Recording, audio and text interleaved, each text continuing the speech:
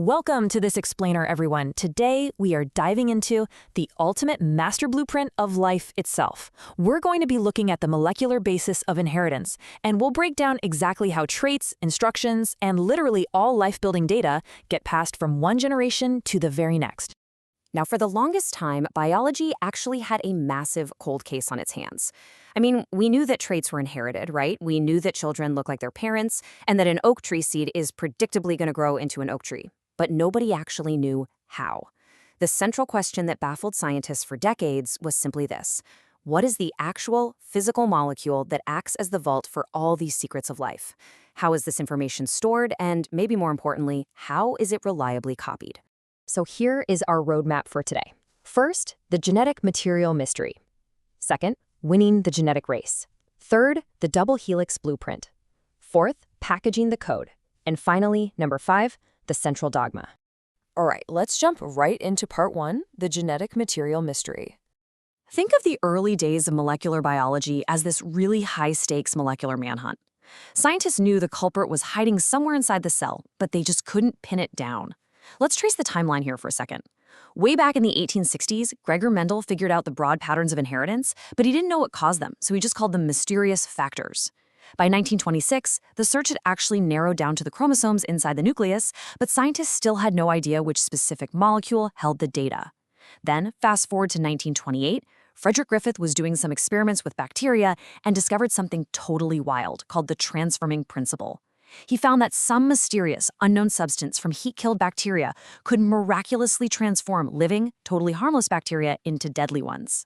This was huge because it proved that genetic information was a physical, transferable substance. But the case wasn't fully closed until 1952 with the famous Hershey-Chase experiment. Moving on to part 2, winning the genetic race.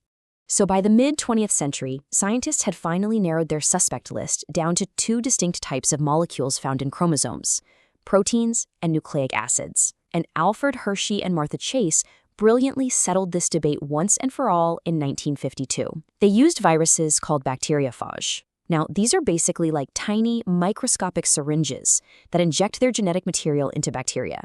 But what exactly were they injecting? Was it protein or was it DNA?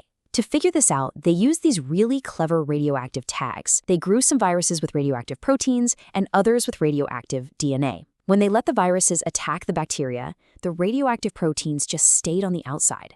But the radioactive DNA, it entered right into the bacterial cells. This was it. The unequivocal, smoking gun proof. DNA was the genetic material. Now, you might be wondering, well, what about RNA? Interestingly enough, evidence actually suggests RNA was the first genetic material to evolve. It can store data, and it can even act as a catalyst for chemical reactions. But here is the problem. Because it's a reactive catalyst, RNA is chemically unstable. It mutates rapidly. And if you're trying to store a master blueprint for life, you definitely do not want it degrading or changing randomly.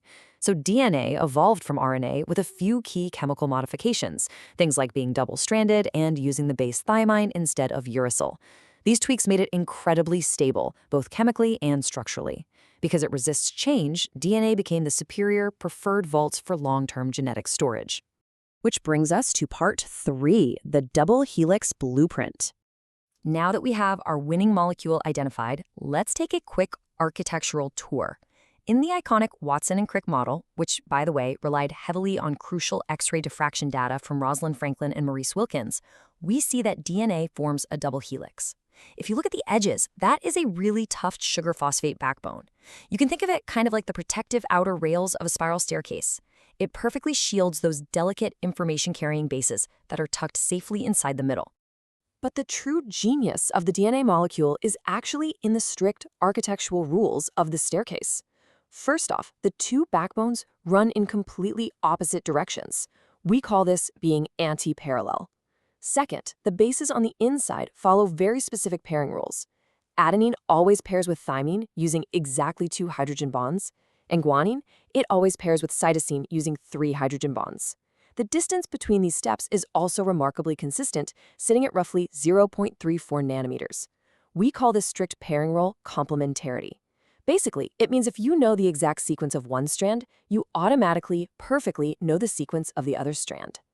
I absolutely love this quote from Watson and Crick's original paper. It goes like this: It has not escaped our notice that the specific pairing we have postulated immediately suggests a possible copying mechanism for the genetic material.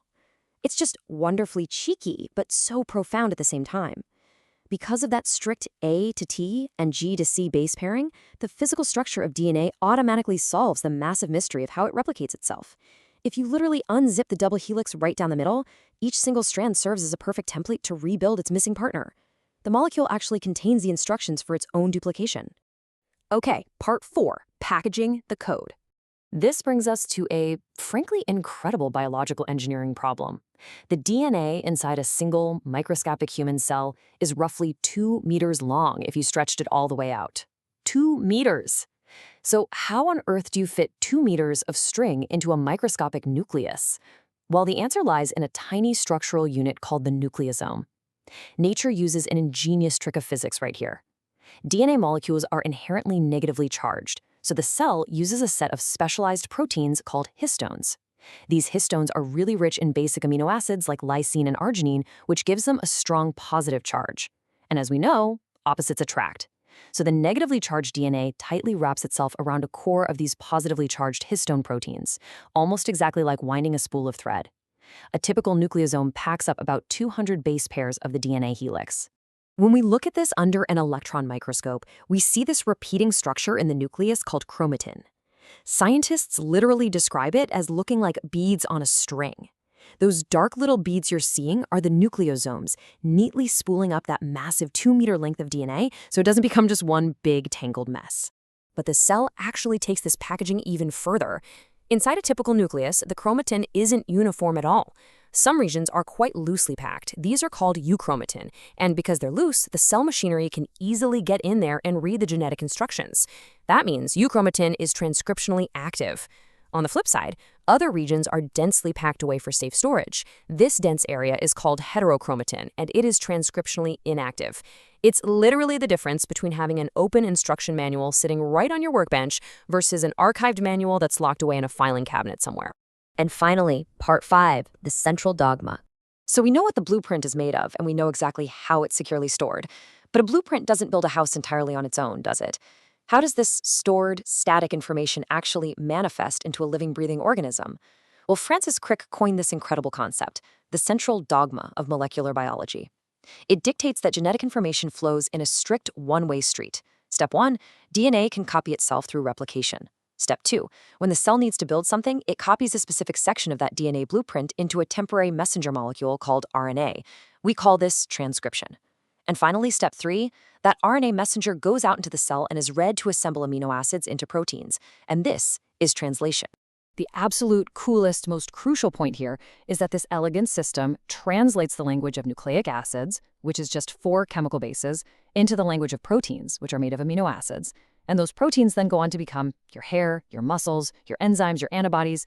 The vast, almost infinite diversity of all living systems on Earth is completely governed by this beautifully simple, universal chemical code. Which leaves us with a totally fascinating and maybe a bit provocative question. We've seen today that all organisms, including every single one of us, share this exact same biological process.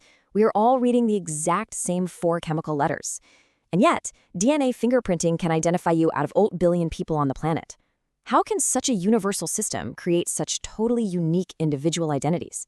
Well, that leads us right to the incredible discoveries of the Human Genome Project.